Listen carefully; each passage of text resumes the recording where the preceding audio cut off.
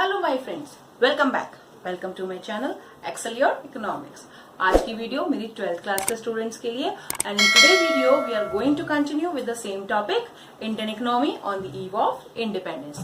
Right. So in my previous video we have discussed little bit about how Britishers entered into our country, how they ruled over our country and how they control various sectors of the country and how they fought for various struggling and various fights through which they got victory over our country and they ruled over 200 years. तो ये सारी चीजों से हमें एक बात तो clear हो गई कि ब्रिटिशर्स ने हमारी इकोनॉमी को, हमारे लोगों को हर तरह से लूटा है, राइट। तो हम आज की वीडियो में जो कंटिन्यू करने जा रहे हैं, मैंने अपनी प्रीवियस वीडियो में आपको बोला था कि हम पढ़ेंगे इडियट, लेकिन हम आज की वीडियो में उनको पढ़ने से पहले, सारे सेक्टर्स को पढ़ने से पहले, ब्रिटिशर्स ने किस तरह से उन सेक्टर्स को रूल किया, वो सब पढ़ने से पहले ये जानना बहुत जरूरी है कि हमारी इकोनॉमी के साइलेंट फीचर्स क्या थे on the eve of independence. इसका मतलब 1947 व्हेन वी गॉट इंडिपेंडेंस, उस टाइम पे हमारी इकोनॉमी में कैसी विशेषताएं थी, क्या क्या चीजें थी, कैसी दिखती थी और क्या उसके की features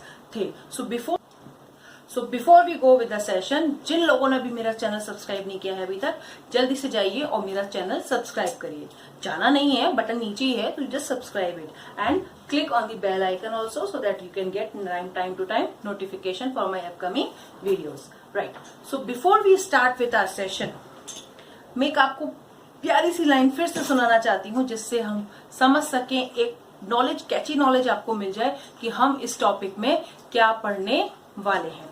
so here are few lines. कैसी चाल चली गोरों ने देश को लूटा ऐसे, कैसी चाल चली गोरों ने देश को लूटा ऐसे, रिच इकोनॉमी को छोड़ा स्टैग्नेंट करके। एग्रीकल्चर जो था जीने का एक सहारा, उसको भी गोरों की लालच ने किया बेचारा। एक वेल नोन हैंडीक्राफ्ट इंडस्ट्री यूं हो गई decline, cotton, silk, metal and precious stone सब हो गए एक्साइल। तो आओ तुम्हें बतलाएं कुछ और विशेषताएं, राइट। तो चलो शुरू करते हैं।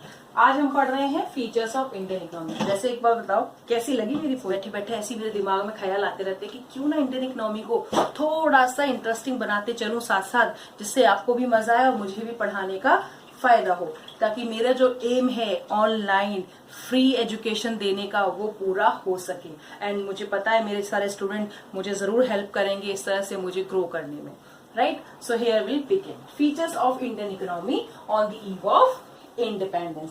इंडिपेंडेंस हम कई बार डिस्कस कर चुके हैं, कब हमें मिली, 1947, 15 अगस्त, यू ऑल नो। अच्छा ये बताओ पाकिस्तान को इंडिपेंडेंस कब मिली, जल्दी सोचो, कौन सी, 14 अगस्त, 13 अगस्त, 17 अगस्त? नहीं, सेम, यस, 14 अगस्त मिडनाइट। तो पाकिस्तान और इंडिया दोनों एक साथ ही एक ईयर में इंडिपेंडेंट हुए हैं। तो कभी ये क्वेश्चन आ जाए ना तो कंफ्यूज नहीं होना है। और मैं इसलिए क्यों कह रही हूँ, तुम लोग सोचोगे मैम का दिमाग खराब हो गया, हमसे ऐसी बातें कर रही है, कौन भूल सकता है। इसका कारण है, कई बार ऐसा हुआ है जब भी एक्सटर्नल वाइवा लेने आते हैं न्यू स्कूल, बच्चे घबरा जाते हैं, अंडर प्रेशर गलत डेट्स बता गए पाकिस्तान की। ये मेरा एक्सपीरियंस है जो मैं आपको बता रही हूँ। तो इन चीजों पे थोड़ा सा हमें ध्यान रखना है, right. So here will begin the first key feature on the eve of independence is stagnant economy. Stagnant का मतलब ये होता है स्लो ग्रोथ, धीरे धीरे इकोनॉमी का बढ़ना, या बिल्कुल ही बहुत कम स्पेस पर इकोनॉमी का आगे ग्रो करना। तो स्टैग्नेंट का मतलब हो गया स्लो पेस ग्रोथ। तो हमारी इकोनॉमी की जो ग्रोथ थी वो बहुत लो थी, या हम कह सकते हैं स्लो ग्रोथ थी। क्या थी? Slow growth. एक तो लो ग्रोथ भी कह सकते हैं और स्लो ग्रोथ भी कह सकते हैं। और हमारी इकोनॉमी की ग्रोथ किससे मेजर की जाती है? मैंने आपको जब नेशनल इनकम अकाउंटिंग पढ़ाई थी तो इकोनॉमी की ग्रोथ जनरली किससे मेजर की जाती है, right. Economic growth is measure through GDP, और जीडीपी को हम कन्वर्ट करते हैं नेशनल इनकम में। तो नेशनल इनकम काउंट करने के लिए जो मेजरमेंट होना चाहिए वो उस टाइम पे नहीं होता था। किस टाइम पे? Before independence. It means what? Britishers ने कभी ये कोशिश नहीं करी कि इंडिया उनके टाइम पीरियड में किस तरह से ग्रो कर रहा है in terms of economy, in terms of national income और in terms of per capita income.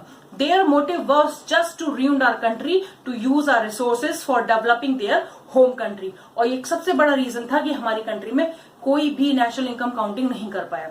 लेकिन फिर भी कुछ ऐसे इकोनॉमिस्ट थे उस टाइम पे भी, ऐसे वर्कर्स थे जिन लोगों ने इस एस्टिमेशन को करने के लिए अपनी जी जान लगाई। और कुछ इसमें इकोनॉमिस्ट जो फेमस है उनका नाम मैं अभी यहाँ लेने वाली हूँ, जिन लोगों की वजह से हमें पता चला कि उस टाइम पे इकोनॉमी किस पेस पर, किस रेट पर ग्रो कर रही थी। So here we have, there was Dadabhai Naoroji, William Digbye, Finlay Shiraz, V.K.R.V. Rao, R.C. Desai. They all were the economists, they all were the individual, those who have attempted, sincere attempt has been made by these individuals to count national income, per capita income during that time.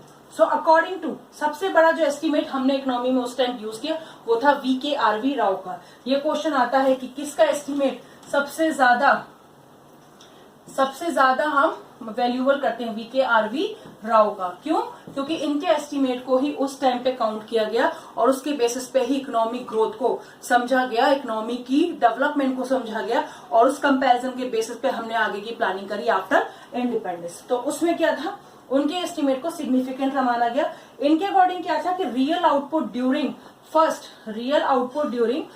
Half of 20th century, first half of 20th century का मतलब यहाँ पर आता है, मैं यहाँ लिख देती हूँ, देख लेना। First half of 20th century का मतलब है 1901 टू 1950, यानी कि इस टाइम पीरियड में first half of 20th century means 1901 से 1950 के बीच में जो एस्टिमेट किए गए इन नेशनल इनकम काउंटिंग में, उसके अकॉर्डिंग जो इकोनॉमिक ग्रोथ थी, यानी जीडीपी ग्रोथ, आउटपुट ग्रोथ, क्योंकि यहाँ पे हम क्या देख रहे हैं, रियल आउटपुट। तो जो रियल आउटपुट ग्रोथ थी यानी जीडीपी ग्रोथ थी वो जस्ट कितनी थी, लेस देन 2%। कितनी थी? लेस देन 2%, जो मैंने यहाँ पर मार्क भी की हुई है, लेस देन 2% थी। और अगर पर कैपिटा आउटपुट ग्रोथ की हम बात करें, that was only 0.5% in terms of per year growth ratio. कितनी थी? Only 0.5% growth in per capita output per year during that time. समझ में यहाँ तक? तो कैसी इकोनॉमी थी? स्टैग्नेंट इकोनॉमी थी। क्यों थी? क्योंकि बहुत स्लो रेट से वो आगे बढ़ रही थी। जल्दी से इन पॉइंट्स को लिख लो, फिर मैं आगे का सेकंड पॉइंट समझाती हूँ। चलो, तो next topic, backward economy. Stagnant समझ में आ गया। Now we are going for backward. Backward means बहुत पिछली रह गई, बहुत पीछे रह गई, आगे नहीं बढ़ पाई। तो आगे क्यों नहीं बढ़ पाई? क्योंकि स्लो ग्रोथ थी। स्लो ग्रोथ की वजह से हमारी इकोनॉमी आगे नहीं बढ़ पाई।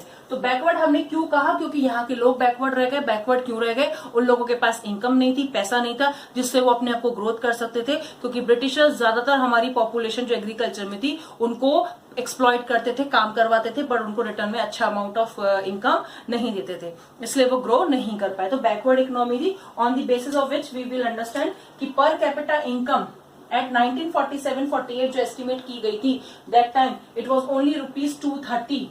अब आप सोचिए, ₹230 पर कैपिटा इनकम थी। तो क्या ये इनकम सफिशिएंट थी उस टाइम पे लोगों के डेवलप होने के लिए? No. Moving to the same point, backward economy. Backward economy को हम 2 फेज में पढ़ेंगे, agriculture backwardness and industrial backwardness. तो सबसे पहले हम पढ़ते हैं एग्रीकल्चर बैकवर्डनेस, क्योंकि इकोनॉमी का सबसे बड़ा मोटिव था उस टाइम एग्रीकल्चर। हम सबको भी पता है India was popularly known for agricultural sector, क्योंकि एग्रीकल्चर सेक्टर में ही ज्यादा प्रोडक्शन था, ज्यादा पॉपुलेशन काम करती थी, इसलिए उस सेक्टर का ग्रोथ होना बहुत जरूरी था, जिसपे ब्रिटिशर्स ने कोई अटेंशन पे नहीं किया। वो सिर्फ हमारे एग्रीकल्चर सेक्टर में फार्मर्स को एक्सप्लॉइट करते थे, उनको फोर्स करते थे कि प्लांटेशन करें, क्रॉप प्रोडक्शन करें, और उन क्रॉप को वो खुद यूज करते थे। उसका कोई भी रिटर्न, अच्छा रिटर्न फार्मर्स को नहीं मिलता था। यही कारण था कि हमारे फार्मर जनरली गरीब रहते थे, स्टारवेशन फेस करते थे, हंगर होते थे, और फेमाइन एंड एपिडेमिक सबसे ज्यादा ब्रिटिश पीरियड में ही फैला करते थे। ये हमने, अगर हम 200 साल ब्रिटिशर्स की बात करें ना, तो उन 200 सालों में सबसे ज्यादा फेमाइन और सबसे ज्यादा एपिडेमिक इंडिया ने फेस किया है, बिकॉज ब्रिटिशर्स ने कभी लैंड डेवलपमेंट, एग्रीकल्चर डेवलपमेंट के लिए कोई अटेम्प्ट मेड नहीं किया, सिर्फ उसको एक्सप्लॉइट किया। तो इस फील्ड में हम देख सकते हैं कि 72% of working population was engaged in agriculture. आप सोचिए, इंडिया की 3rd-4th पॉपुलेशन उस टाइम पे कहाँ काम कर रही थी? एग्रीकल्चर में। फिर भी कंट्रीब्यूशन एग्रीकल्चर सेक्टर का इकोनॉमी में कितना था? नेशनल इनकम में कितना था? ओनली 50%। और उसके साथ साथ प्रोडक्टिविटी भी लो थी। क्यों? क्योंकि लोग ज्यादा काम कर रहे थे पर उससे मिलने वाली इनकम उनको कम हो रही थी, क्योंकि ज्यादातर क्रॉप कहाँ चली जाती थी? ब्रिटिशर्स पे। Next point, industrial backwardness. अब इंडस्ट्री कैसे बैकवर्ड हुई जिसके कारण इकोनॉमी ही बैकवर्ड हो गई? तो इंडस्ट्रियल बैकवर्डनेस में हम क्या क्या समझ सकते हैं कि जो हमारी हैंडीक्राफ्ट इंडस्ट्री थी वो तो ब्रिटिशर्स ने लूट ही ली, खत्म ही कर दी, लेकिन there was no any basic and heavy industry. किसी भी तरह की बेसिक और हैवी इंडस्ट्री भी वहां पे डेवलप नहीं हुई थी उस टाइम पे। Second, negligible capital industry. जब बेसिक और हैवी इंडस्ट्रीज का ही ग्रोथ नहीं हुआ, उन पे ही कोई काम नहीं किया गया ब्रिटिशर्स की तरफ से, तो आप खुद सोचिए क्या वो कोई capital industry, you all know capital goods क्या होती है? Goods which can produce more goods, the goods which are helpful for production of more goods or the further production। तो जो कैपिटल गुड्स है यानी मशीन, टूल, इक्विपमेंट, इस तरह की प्रोडक्शन बेस्ड कोई भी इंडस्ट्रीज हमारी कंट्री में उस टाइम नहीं थी, और होगी तो हार्डली एक दो थी जो नेग्लिजिबल हम कह सकते हैं। Third, decline of handicraft, small scale and cottage industry. Decline of handicraft industry, like I told you, मेरी पोयम में भी मैंने आपको बताया, silk, cotton, metal, precious stone जो वर्ल्ड वाइड फेमस थे, हमारे हैंडीक्राफ्टमैनशिप, हमारे क्वालिटी ऑफ प्रोडक्ट, ये सब बहुत फेमस थे, और उन सबको ब्रिटिशर्स ने इंडस्ट्री बेस्ड जितने भी हैंडीक्राफ्ट थे, जो भी स्मॉल स्केल इंडस्ट्रीज थी, जो भी कॉटेज इंडस्ट्री थी, जो लोग अपने घर में छोटे छोटे काम करते थे, बिजनेस करते थे, उन सबको खत्म कर दिया, उन सब पे कोई अटेंशन पे नहीं किया। और वो कैसे किया? हाई टैक्स इम्पोज करके, जिससे वो अपना प्रोडक्ट बेच नहीं पाए, उनकी रेट ज्यादा हो गई तो लोगों ने उन्हें खरीदना बंद कर दिया। तो इस तरह से ब्रिटिशर्स ने हमारी इंडस्ट्री को बैकवर्ड किया और एग्रीकल्चर सेक्टर को बैकवर्ड किया। जल्दी से ये पॉइंट लिख लो, फिर मैं नेक्स्ट पे चलती हूँ। So here we have third point, that is semi-feudal economy. Now what is feudal economy and what is semi-feudal economy? Semi-feudal here means neither we were following the total pattern of feudalism and nor we were following the total pattern of capitalism. इसका मतलब ना तो हम capitalism में थे पूरी तरह से और ना ही हम फ्यूडलिज्म में थे। अब फ्यूडलिज्म होता क्या है?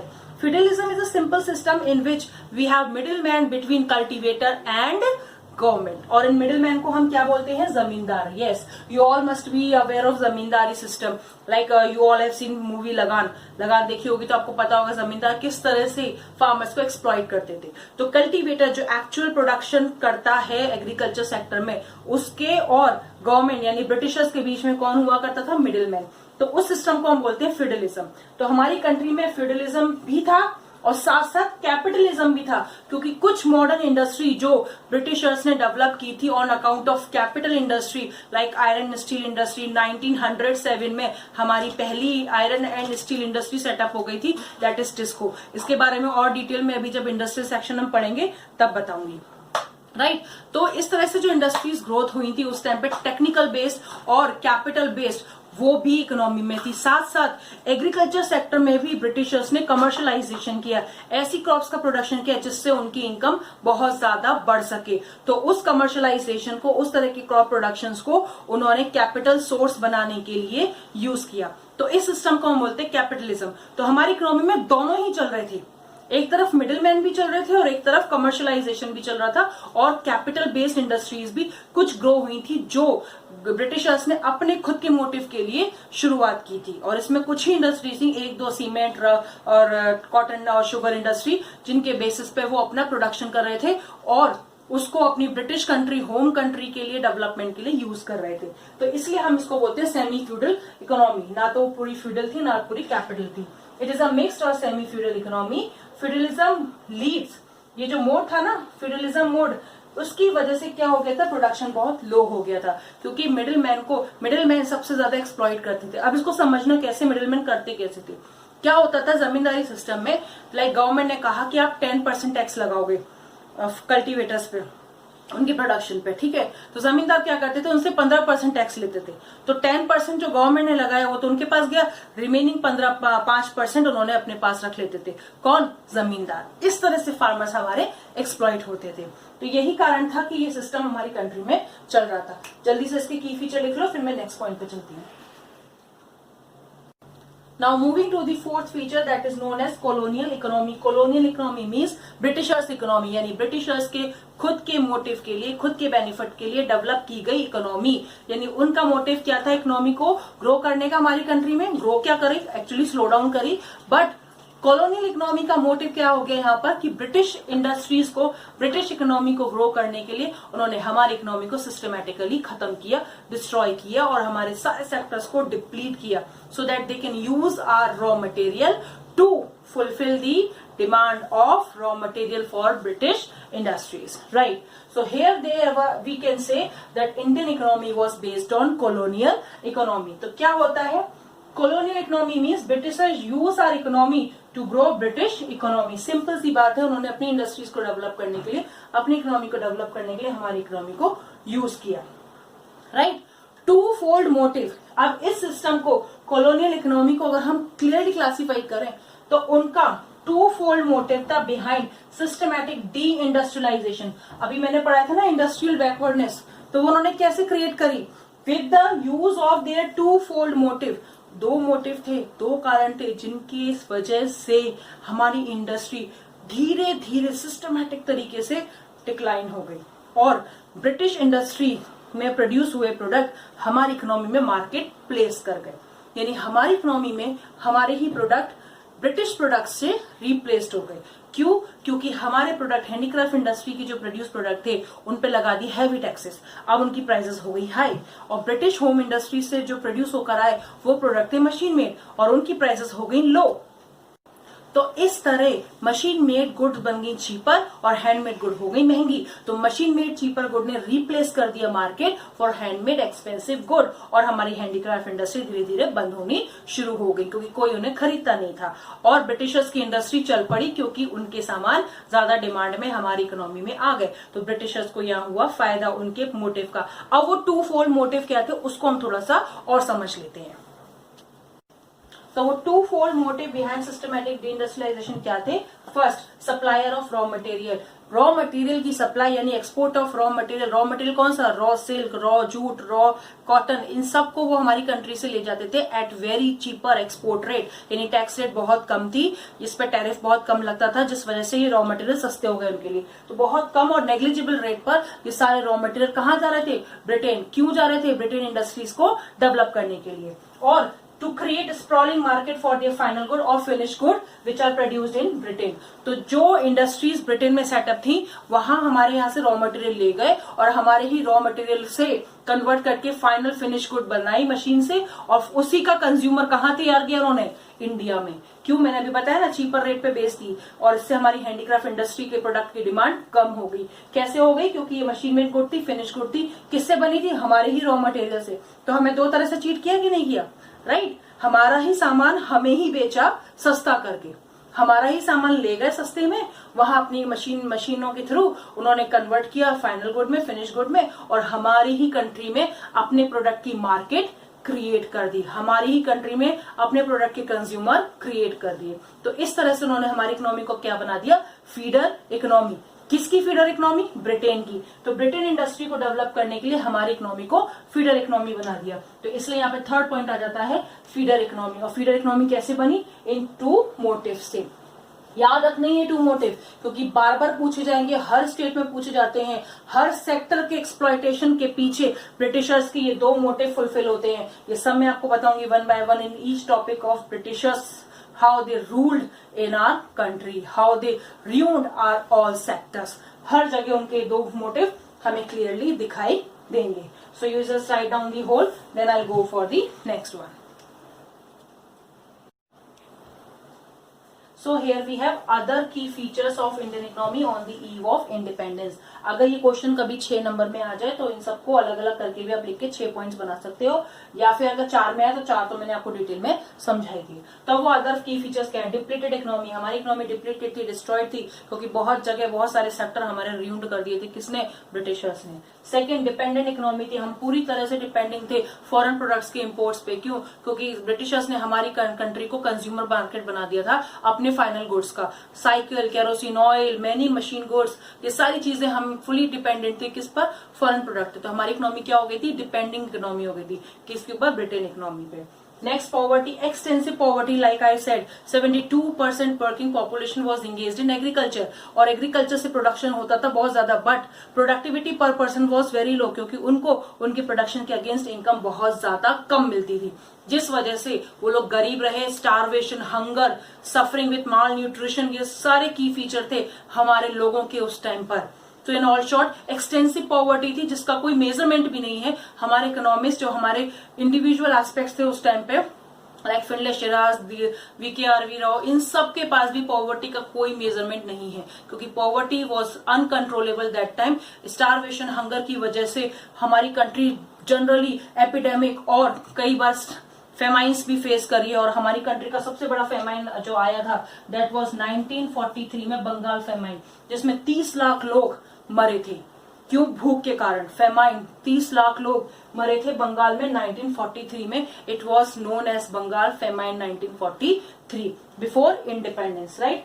दूसरा, unemployment. Like I said, industries destroy कर दी, हैंडीक्राफ्ट इंडस्ट्री डिस्ट्रॉय कर दी, तो लोगों के लिए काम नहीं बचा. वो माइग्रेट होने लगे रूरल से, अर्बन से रूरल एरिया. तो अर्बन से रूरल एरिया आने लगे, तो रूरल एरिया में आकर उन्होंने एग्रीकल्चर पे प्रेशर और बढ़ा दिया, वो उस पर डिपेंडेंसी और बढ़ा दी. इस वजह से एग्रीकल्चर भी डिस्ट्रॉय हुआ, साथ साथ इंडस्ट्रीज जो डिस्ट्रॉय हुई उसमें काम करने वाले लोग अनएम्प्लॉयड हो गए. तो अनएम्प्लॉयमेंट की रेट बहुत ज्यादा हाई हो गई due to the rule of Britishers in our country. So these are the other factors which are also responsible for making our economy worse during British period. So here we have understood all the key features of Indian economy on the eve of independence. So that's all for today. तो आज की video में बस इतना ही. I hope you all are liking my video और आपको समझ में भी आ रहे हैं. फिर भी अगर कहीं प्रॉब्लम आ रही है, कुछ समझ में नहीं आ रहा, तो डिस्क्रिप्शन बॉक्स में मैं अपना ईमेल आईडी शेयर कर रही हूँ. वहां पे आप मुझे मेल करके कोई भी इशू हो पूछ सकते हैं. इनफैक्ट अगर आप नोट्स नहीं बना पा रहे इस चैप्टर के, तो नोट्स रिलेटेड भी आपको हेल्प मैं कर सकती हूँ इन मेकिंग योर नोट्स. तो आप मुझे मेरी ईमेल आईडी पर मैसेज करें, so that I can give you all the feedback and I can help you as well. All right for that. So I'll meet you in my next video that will be based on agriculture during British rule or agriculture on the eve of independence. Till then, bye bye.